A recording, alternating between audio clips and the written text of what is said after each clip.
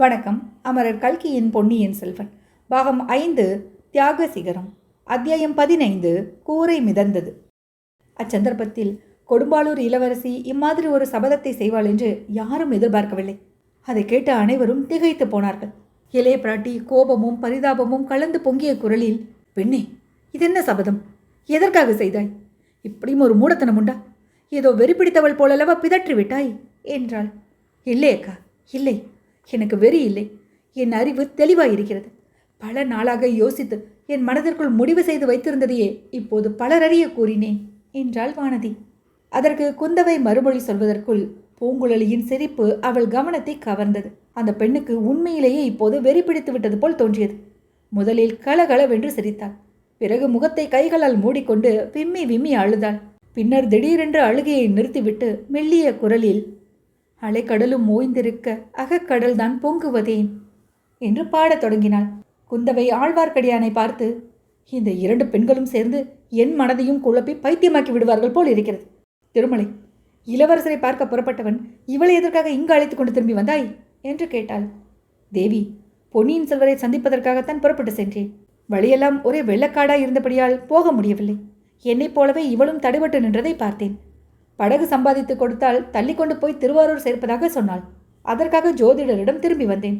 கோவிலுக்கு பக்கத்தில் தங்கள் ரத படகை பார்த்ததும் சந்தோஷமாயிற்று. தங்களிடம் கேட்டு படகு வாங்கி செல்லலாம் என்று நினைத்தேன். ஆனால் பழுவேற்றையர் ரதத்தோடு படகையும் கொண்டு போய்விட்டார் என்றான் ஆழ்வார்க்கடியான். இப்போது என்ன யோசனை சொல்கிறாய்? பழுவேற்றையர் கூறியதையெல்லாம் நீயும் கேட்டுக்கொண்டிருந்தாய் அல்லவா என்றாள் குந்தவை. ஆம் தாயி, அதை கேட்ட பிறகு இங்கே வீண் போகும் ஒவ்வொரு நிமிஷமும் ஒரு யுகமாக தோன்றுகிறது. இந்த பெண் சொல்வதிலிருந்தும் சக்கரவர்த்தியை உண்மையிலேயே பயங்கரமான அபாயம் நெருங்கி இருப்பதாக தெரிகிறது. அது முதன் மந்திரிக்கு கூட தெரியாது. ஆகையால் தாங்கள் கொடும்பாளூர் இளவரசியை அழைத்து கொண்டு உடனே தஞ்சாவூருக்கு செல்லுங்கள். கொடும்பாளூர் படைகள் ஒருவேளை கோட்டையை முற்றுகையிட்டிருந்தால் தங்களை தவிர யாராலும் அப்படைகளை தாண்டி கொண்டு போக முடியாது. வானதி தேவியும் தங்களுடன் வந்தால் அதிக வசதியாக போய்விடும். நான் இந்த ஓடக்கார பெண்ணை சமாதானப்படுத்தி அழைத்து கொண்டு ஒரு படகு சம்பாதித்து கொண்டு பொன்னியின் செல்வரிடம் போகிறேன். ஜோதிடரின் சீடனை படகு கொண்டு வருவதற்காக ஏற்கனவே அனுப்பிவிட்டேன் என்றான் ஆழ்வார்க்கடியான். வானதி திடுக்கிட்டு எழுந்தவள் அவனை வெறிக்க பார்த்து, முடியாது, முடியாது, பொன்னியின் செல்வரிடம்தான் போவேன். செத்தாலும் அவர் காலடியிலேயே சாவேன் என்றாள். அதை கேட்ட பூங்குழலி கிரீச் என்ற குரலில், வைஷ்ணவரே, நான் உம்முடன் வர முடியாது. கோடிக்கரையில் என் காதலர்கள் என்னை அழைத்திருக்கிறார்கள். நள்ளிரவில் நெருப்பை கக்கும் என் காதலர்கள் என்னை அழைக்கிறார்கள். இளவரசி ஓலை கொடுத்து அனுப்பினாரே, அந்த வானர்குல வீரருக்கு கூட என் காதலர்களை நான் காட்டியிருக்கிறேன். அவர்களிடம் நான் போக வேண்டும் என்று கூவினாள். இதுவரையிலும் இவர்களுடைய சம்பாஷணையில் கலந்து கொள்ளாமல் எல்லாவற்றையும் கேட்டுக்கொண்டு திகைத்து நின்ற ஜோதிடர் இப்போது குறுக்கிட்டார். அம்மாம்மா, எல்லோரும் சற்று சும்மா இருங்கள் என்று இறைந்து கத்தினார். ஒரு நிமிடம் அங்கே பேச்சின் ஒளி நின்றிருந்தது. அப்போது வேறொரு ஒளி, ரோமாஞ்சனத்தை உண்டாக்கும்படியான பேரொளி, புயல் அடிக்கும்போது அலைக்கடலில் உண்டாகும் இறைச்சலையொத்த பேரோசை கேட்டது. தாய்மார்களே, இந்த சந்தர்ப்பம் பார்த்து நீங்கள் இந்த பாவியின் குடிசைக்கு வந்தீர்களே. நான் நாட்டுக்கெல்லாம் ஜோதிடம் சொல்லி வந்தவன். உங்களுக்கு எச்சரிக்கை செய்து அனுப்பாமல் இருந்து விட்டேனே என்று ஜோதிடர் புலம்பினார். ஐயா, இதென்ன புதிய அபாயம் எங்களுக்கு என்ன வருகிறது என்று குந்தவை கேட்டாள். தாயே, அரசலாற்றில் வெள்ளம் பெருகி வடகரையை உடைத்து கொள்ளும் போல் இருக்கிறது என்று காலையிலேயே என் சீடன் சொன்னான். அரசலாறு உடைத்து கொண்டால் அந்த ஜலமெல்லாம் காவேரியில் வந்து விழும். காவேரி கரை புரண்டால் இந்த ஏழையின் வீடு அடியோடு மூழ்கி போய்விடும். காவேரிக்கு வெகு சமீபத்தில் இந்த வீடு இருக்கிறது. வாருங்கள், வாருங்கள், வெளியே வாருங்கள் என்று ஜோதிடர் கதறிக்கொண்டு வீட்டை விட்டு வெளியே ஓடினார். எல்லோரும் அவரை தொடர்ந்து வெளியேறினார்கள். பீதி கொண்ட முகத்தோற்றத்துடன் ஜோதிடர், அதோ என்று சுட்டி காட்டினார். அவர் சுட்டிக்காட்டிய தென்மேற்கு திசையில் ஒரு அபூர்வ காட்சி தென்பட்டது. அரை தென்னமரம் உயரமுடைய ஒரு பசுமையான சுவர், நீண்டு படர்ந்து ஓரளவு வளைந்திருந்த விசாலமான சுவர் அந்த வீட்டை நோக்கி இறைச்சலிட்டு கொண்டு வந்ததை கண்டார்கள். காவேரியின் கரை உடைந்து நீர் வெள்ளம் அப்படி சுவரை போல் நகர்ந்து வருகிறது என்பதை அங்கிருந்த அனைவரும் ஒரு நொடியில் அறிந்து கொண்டார்கள். அம்மா, வாருங்கள், எல்லோரும் ஓடி வாருங்கள். அம்மன் கோவில் மண்டபத்தின் மீது ஏறி நிற்கலாம். தப்ப வேறு மார்க்கம் இல்லை. திருமலை என் சீடனை படகு கொண்டு வர அனுப்பியதே நல்லதாய் போயிற்று. ஓடி வாருங்கள் என்று சொல்லிக்கொண்டே ஜோதிடர் வழிகாட்டினார். மற்றவர்களும் அவரை பின்பற்றினார்கள். பூங்குழலியின் வெறியெல்லாம் இப்போது போய்விட்டது. தேவி, தங்கள் சிறிதும் அஞ்ச வேண்டாம். இதை காட்டிலும் எத்தனையோ பெரிய வெள்ளங்களை நான் சமாளித்திருக்கிறேன் என்று கூறிக்கொண்டே அவள் ஓடினாள். எல்லோருக்கும் முன்னதாக கோவில் மண்டபத்தை அடைந்து அதில் தாவி ஏறினாள். இதற்குள் வெள்ளம் கோவில் அருகிலும் வந்து சூழ்ந்து கொண்டு விட்டது. கீழே நின்றவர்களின் முழங்கால் வரை ஏறிவிட்டது. ஜோதிடரும் ஆழ்வார்க்கடியானும் தத்தி தடுமாறி மண்டபத்தின் மீது ஏறினார்கள். குந்தவையும் வானதியும் மட்டும் இன்னும் கீழே நின்றார்கள். இருவரும் ஏற முயன்றார்கள். மேலே இருந்த பூங்குழலி இளைய பிராட்டியின் கைகளை பிடித்து தூக்கிவிட்டாள். வானதி மட்டும் கீழே நின்றாள். அவள் 2-3 தடவை ஏற முயன்று 2 தடவையும் கை தவறி விட்டுவிட்டாள். மேலே இருந்த இரு பெண்மணிகளும் அவளை பிடித்து மண்டபத்தில் தூக்கிவிட முயன்றார்கள். பூங்குழலி ஒரு கரத்தையும் இளைய பிராட்டி குந்தவை ஒரு கரத்தையும் பிடித்து தூக்கினார்கள். வானதி சட்டென்று நிமிர்ந்து பார்த்தாள். அவளுடைய ஒரு கரத்தை பூங்குழலி பிடித்து கொண்டிருந்தது தெரிந்தது. உடனே அந்த கையை உதறினாள். அவள் பிடியில் இருந்த கையை விடுவித்துக் கொண்டாள். அந்த வேகத்தில் குந்தவை பிடித்திருந்த கரமும் நழுவி விட்டது. வானதி தொப்பென்று விழுந்தாள். தண்ணீரிலே தான் விழுந்தாள். அதற்குள் தண்ணீர் அவளுடைய கழுத்து வரையில் ஏறிவிட்டது. கால் நிலை கொள்ளவில்லை. வானதி தண்ணீரில் மிதந்தாள். வெள்ளம் அவளை அடித்து கொண்டு போயிற்று. இவ்வளவும் ஒரு கணத்தில் நடந்துவிட்டது. மண்டபத்தின் மேலிருந்தவர்கள் ஆ என்று பரிதாபமாக கதறினார்கள். சில கண நேரத்துக்குள் வெள்ளம் வானதியை ஜோதிடர் விட்டு கூரை மேல் கொண்டு போய் சேர்த்தது. அந்த கூரை மேல் அவள் ஏறிக்கொண்டாள். நல்ல வேளை, அபாயம் ஒன்றுமில்லை என்று எண்ணினாள்.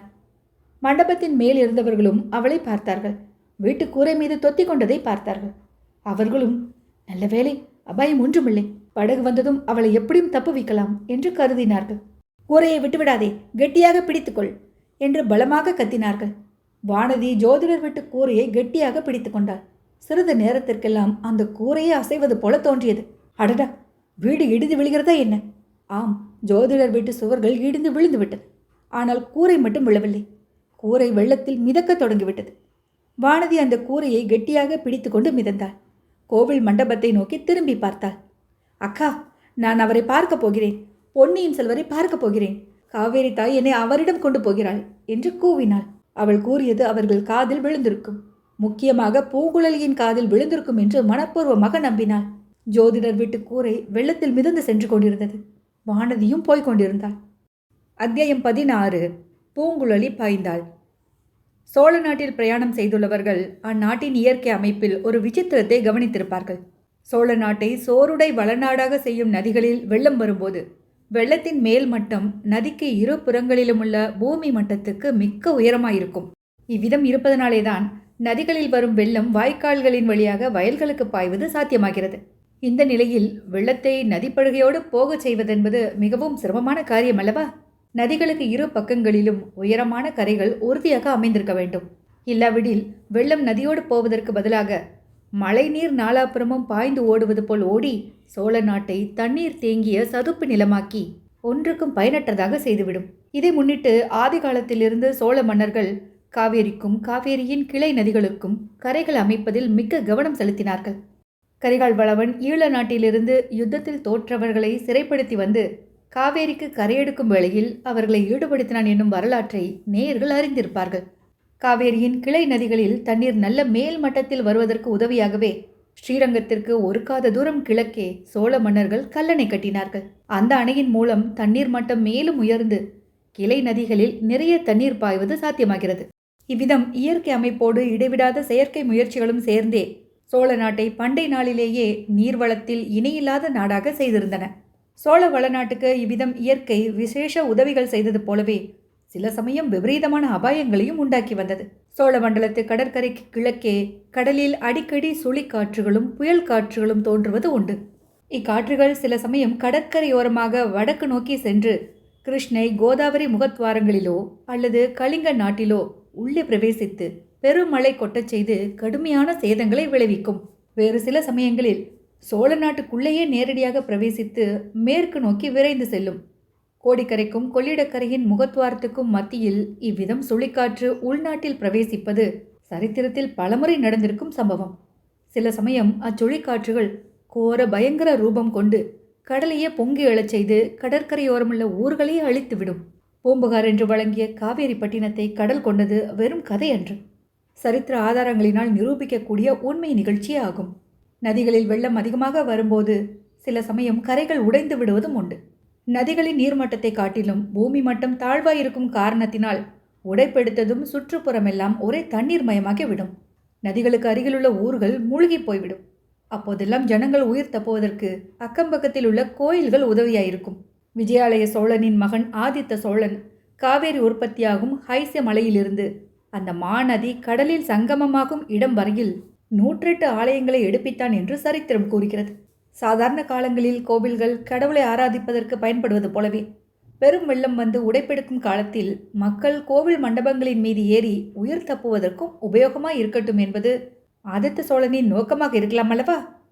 நதிக்கரைகளில் உடைப்பு உண்டாவதன் காரணமாக சில சமயம் நதிகளின் போக்கே மாறிவிடுவது உண்டு.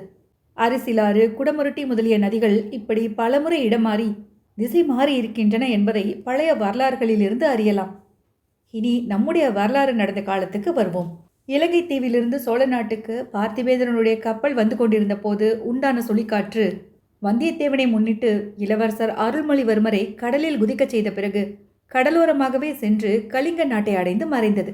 ஆனால் அருள்மொழிவர்மர் நாகைப்பட்டினம் சூடாமணி விகாரத்தில் தங்கியிருந்த போது உண்டான சுழிக்காற்று சோழ நாட்டுக்குள்ளேயே புகுந்து பற்பல அட்டகாசங்களை செய்து கொண்டு மேற்கு நோக்கி சென்றது. ஒரே இரவில் அது காவேரியின் இரு புறங்களிலும் தன் லீலைகளை நடத்தி கொண்டு போய் மறுநாள் கொங்கு நாட்டை அடைந்து தேய்ந்து மறைந்தது. அது பிரயாணம் செய்த இடங்களில் எல்லாம் பற்பல சேதங்களை விளைவித்தது. அதைத் தொடர்ந்து பெருமழை கொட்டும்படியாகவும் செய்தது. மேற்கே போக போக மழை அதிகமாக பெய்தது. ஆகவே காவேரியிலும் கொள்ளிடத்திலும் அவற்றிலிருந்து பிரிந்த கிளை நதிகளிலும் மறுநாள் முதல் வெள்ளம் அபரிமிதமாக வந்தது. பல நதிகள் கரைகளை உடைத்து கொண்டன. மழையினாலும் நதிகளின் உடைப்பினாலும் சோழ நாடெங்கும் வெள்ளக்காடாகிவிட்டது. ஆனால் இவ்வளவு இயற்கை விபரீதங்களும் சோழ நாட்டு மக்களை பீதி கொண்டு செயலிழந்து செய்துவிடவில்லை. இவை அடிக்கடி நடைபெறும் நிகழ்ச்சிகளாதலால் அம்மாதிரி நிலைமைகளில் என்ன செய்ய வேண்டும் என்பதை மக்கள் அறிந்திருந்தார்கள். அப்போதைக்கு கோயில் மண்டபங்களிலோ வேறு உயரமான இடங்களிலோ ஏறிக்கொண்டு உயிர் தப்புவார்கள். வெள்ளம் எவ்வளவு அவசரமாக வந்ததோ அவ்வளவு துரிதமாக வடிந்து போய்விடும். வீடுகளை இழந்தவர்கள் அக்கம்பக்கத்தில் உள்ளவர்களின் உதவியை கொண்டு உடனே வீடு கட்டிக்கொள்வார்கள். ஐயோ போய்விட்டதே என்று தலையில் கையை வைத்துக்கொண்டு உட்கார்ந்து விட மாட்டார்கள். சோர்வு சோம்பல் என்பதையே அறியாத தன்னம்பிக்கை கொண்ட மக்கள் அக்காலத்தில் சோழ நாட்டில் வாழ்ந்திருந்தார்கள். இல்லாவிடில் இன்றைக்கும் உலகம் கண்டு வியக்கும்படியான அற்புதங்களை அவர்கள் சாதித்திருக்க முடியாதல்லவா? வானதி கோவில் மண்டபத்தின் மீது ஏறாமல் தவறி தண்ணீரில் விழுந்ததும் முதலில் மண்டபத்தின் மேல் ஏறி இருந்தவர்கள் கவலை அடைந்தார்கள். ஆனால் உடனடியாக அந்த கவலை மாறியது. வானதி ஜோதிடர் வீட்டு கூரை மீது தொத்திக் கொண்டதை பார்த்து அவர்களுக்கு தைரியம் உண்டாயிற்று. இளையபிராட்டி ஓரளவு குதூகலமே அடைந்தாள். வானதியை அபாயகரமான நிலைமைகளில் சிக்க வைப்பதிலும் அவள் எப்படி சமாளிக்கிறாள் என்பதை பார்ப்பதிலும் குந்தவை தேவிக்கு எப்போதும் உற்சாகம் இருந்தது. வீராதி வீரனான தம்பியை மணந்து கொள்ளப் போகிறவள் நெஞ்சு துணிவுள்ள தீரமங்கியாக வேண்டும் என்பதில் இளையபிராட்டிக்கு சிரத்தை இருந்தது. அத்தகைய தீரத்தை வானதியின் உள்ளத்தில் வளர்க்கும் பொருட்டு குந்தவை பல உபாயங்களையும் தந்திரங்களையும் கையாண்டு வந்தாள். அந்த உபாயங்கள் நல்ல பலனளித்திருக்கின்றன என்ற நம்பிக்கையும் அவளுக்கு ஏற்பட்டிருந்தது.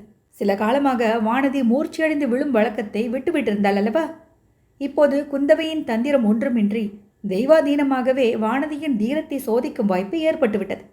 சுற்றிலும் வெள்ளம் சூழ்ந்திருக்க ஓர் ஓட்டுக்கூரையின் மேல் வானதி தொத்திக் கொண்டிருந்தாள். அவள் பயப்படாதிருப்பாளா? ஜோதிடரின் சீடன் படகு கொண்டு வந்து அவளை தப்புவிக்கும் வரையில் தைரியத்தை கைவிடாது இருப்பாளா? ஆம், இருப்பாள், சந்தேகமில்லை. இத்தனை காலமும் அளித்து வந்த பயிற்சி இச்சமயம் பயன்படாமலா போய்விடும்? இவ்விதம் குந்தவை எண்ணமிட்டுக் கொண்டிருந்த போது ஆழ்வார்க்கடியான், தாயே, இதென்ன கூரை நகர்வதாக தோன்றுகிறதே என்றான். உன் கண்ணிலே ஏதோ கோளாறு. வெள்ளம் நகர்ந்து செல்வது கூரை நகர்வதாக தோன்றுகிறது என்றாள் குந்தவை. இப்படி சொல்லும் போதே அவளுடைய உள்ளத்திலும் சந்தேகம் உதித்துவிட்டது. அதன் அறிகுறி முகத்திலும் காணப்பட்டது. அம்மா, நன்றாக பாருங்கள் என்றான் ஆழ்வார்க்கடியான். ஐயோ, இதென்ன விபரீதம்! ஜோதிடரே, உம்முடைய சீடன் சீக்கிரம் படவுடன் வருவானா என்றான் ஆழ்வார்க்கடியான். போதும் போதும், ஜோதிடரையும் அவருடைய சீடனையும் நம்பியது போதும். திருமலை, உன்னால் வானதியை காப்பாற்ற முடியுமா என்று பார். இல்லாவிட்டால் நானே வெள்ளத்தில் குதிக்க வேண்டியதுதான். வானதிக்கு ஏதேனும் நேர்ந்துவிட்டால் அப்புறம் நான் ஒரு கணமும் உயிர் வைத்திருக்க மாட்டேன் என்றாள். தாயே, அபாயம் நேரும் காலத்திலேதான் நிதானத்தை இழக்கக்கூடாது. இது தங்களுக்கு தெரியாததல்ல. கொடும்பாளூர் இளவரசிக்கு உதவி செய்வதற்காக என் உயிரை கொடுக்கவும் சித்தமாயிருக்கிறேன். அதனால் பயன் ஏற்பட வேண்டுமே. படகு இல்லாமல் நான் மட்டும் நீந்தி சென்றால் அந்த கூரையில் போய் நானும் தொத்தி ஏறிக்கொள்ளலாம். கொடும்பாளூர் இளவரசியை தாங்கும் கூரை என்னையும் சேர்த்து தாங்குமா?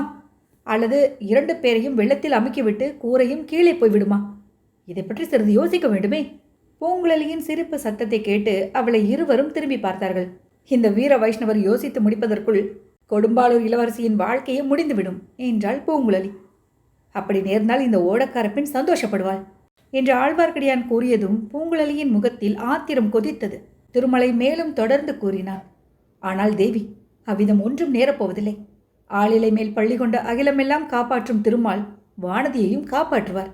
மச்ச கூர்ம வராக அவதாரங்கள் எடுத்து இந்த பூவுலகை காப்பாற்றிய ஸ்ரீமன் நாராயணன் கொடும்பாளூர் இளவரசியையும் காப்பாற்றுவார். அதோ பாருங்கள், ஜோதிடர் சீடன் படகுடன் வருகிறான். ஆழ்வார்க்கடியான் சுட்டிக்காட்டிய திசையில் உண்மையாகவே படகு வந்து கொண்டிருந்தது. அப்படகு வெள்ளத்தின் வேகத்தை எதிர்த்து இவர்கள் இருந்த கோவில் மண்டபத்தை நோக்கி மெதுவாக வந்து கொண்டிருந்தது. வானதி ஏறியிருந்த கூரையோ வெள்ளத்தோடு போய்க் கொண்டிருந்தது. படகு இங்கே வந்து இவர்களை ஏற்றிக்கொண்டு போவதற்கு வெகு நேரம் ஆகிவிடும். அதற்குள் வானதி அதிக தூரம் போய்விடுவாள். கண்ணுக்கு மறைந்தாலும் மறைந்து விடுவாள். இதையெல்லாம் எண்ணி மண்டபத்தில் மேல் நின்றவர்கள் படகில் வந்த ஜோதிடர் சீடனை பார்த்து உரக்க கத்தினார்கள். சமிஞைகளும் செய்து பார்த்தார்கள். தன்னை சீக்கிரம் வரச் சொல்கிறார்கள் என்று எண்ணிக்கொண்டு அவன் படகை விரைவாக செலுத்தி வர முயன்றான். பூங்குழலி அப்போது குந்தவையை பார்த்து, தேவி, எனக்கு அனுமதி கொடுங்கள். நான் நீந்தி போய் படகை வழிமறித்து அழைத்துச் சென்று கொடும்பாளூர் இளவரசியை ஏற்றி வருகிறேன் என்றாள். குந்தவை சிறிது தயங்கினாள். பூங்குழலி கையை கொடுக்க போய்த்தான் வானதி வெள்ளத்தில் விழுந்தாள் என்பது அவளுக்கு நினைவு இருந்தது. தேவி, என்னை நம்புங்கள். என்னுடைய அஜாக்கிரதையினால் தான் இளவரசி வெள்ளத்தில் விழுந்தாள். ஆகையால் அவளை மீட்பது என்னுடைய கடமை. பெண்ணே, உன்னை நான் நம்புகிறேன். ஆனால் வானதியை தான் நம்பவில்லை என்றாள் குந்தவை. ஆஹா, நான் இருக்கும் படகில் ஒருவேளை ஏற மறுத்து விடுவார் என்கிறீர்களா? அப்படியானால் அவரை ஏற்றிவிட்டு நான் இறங்கிக் கொள்வேன் என்று சொல்லிக்கொண்டே பூங்குழலி வெள்ளத்தில் பாய்ந்தாள். படகை நோக்கி விரைந்து சென்றாள். குந்தவை ஜோதிடரை பார்த்து, ஐயா ஜோதிடரே, உம்முடைய சாஸ்திரத்தில் ரொம்ப நம்பிக்கை வைத்திருந்தேன். இன்றைக்கு அந்த நம்பிக்கையை இழந்து விட்டேன் என்றாள். ஆனால் எனக்கு இன்றைக்குத்தான் பூரண நம்பிக்கை ஏற்பட்டது தேவி. கொடும்பாளூர் இளவரசியின் ஜாதக பிரகாரம் அவருக்கு இன்று பெரிய கண்டம் வர வேண்டும். பழுவற்றையர் மூலம் அது வருமோ என்று நினைத்தேன். அப்படி வராமல் போகவே ஆச்சரியமடைந்தேன். வேறு விதமாக கண்டம் வந்தது. இளவரசி இந்த கண்டத்துக்கு தப்பி பிழைப்பார். ஆகா, அவருடைய அபூர்வமான கை ரேகைகள்! அவர் விஷயமாக நான் சொல்லியிருப்பதெல்லாம் நிறைவேறும். அதை பற்றி சந்தேகமில்லை என்றார். அழகாய்த்தான் இருக்கிறது. அது எப்படி நிறைவேறும்? வானதி இந்த கண்டத்துக்கு தப்பி பிழைத்தாலும் ஜோஷியம் நிறைவேறப் போவதில்லை. சற்று முன் உம்முடைய வீட்டில் அந்த பெண் செய்த சபதத்தை நீர் கேட்கவில்லையா? யார் என்ன சபதம் செய்தாலும் என் ஜோசியம் நிறைவேறியே தீரும். அப்படி நிறைவேறாவிட்டால் என்னிடமுள்ள ஜோதிட ஏடுகளை எல்லாம் காவேரி நதியில் எரிந்து விடுகிறேன். இது என் சபதம் என்றார் ஜோதிடர். அப்போது ஆழ்வார்க்கடியான், ஜோதிடரே, உமது ஏடுகளை நீரே எரியும் வரையில் காவேரி மாதா காத்திருக்கவில்லை. அவளே கொண்டு போய்விட்டாள் என்றான். ஜோதிடர் அவன் கூறியதன் உண்மையை உணர்ந்து திகைத்து நின்றார். ஆயினும் என் ஜோதிடம் பலிக்காமல் போகாது என்று தம் வாய்க்குள்ளேயே முணுமுணுத்துக் கொண்டார். அத்தியாயம் 16 நிறைவுற்றது.